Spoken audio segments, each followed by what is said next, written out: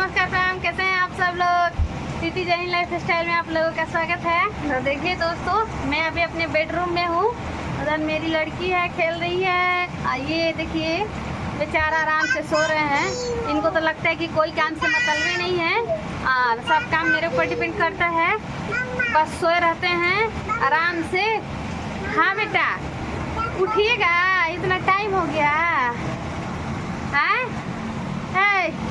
क्या दिमाग खराब रखी है यार।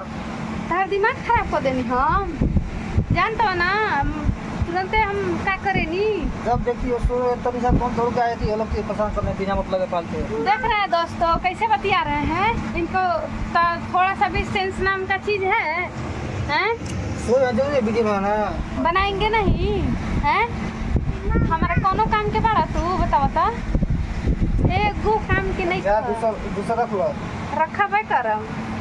हम केकरा केकरा पसंद आवे नी बता के कमेंट करके इनका के थोड़ा सा बता दिया जाता, नहीं तो सोच लगा करम। अरे जाओ ए जा चिक चिकाई बा हैं? ख्वाब में का दिन हर जिंदगी जिएला। दिमाग हमार अरे को होई है ने। अरे अरे करत हमन देखत तुमको शर्म बा बात करे में, कैसे बात कइल जाला हैं? का मतलब कौन चाह रही हो? का कहल चाही ना तू काहे सुतबा नींद लगे तो ना हो ना। सवेरे सवेरे इतना टाइम हो गइल, 8-9 बजे तक तू सुतल रहबा।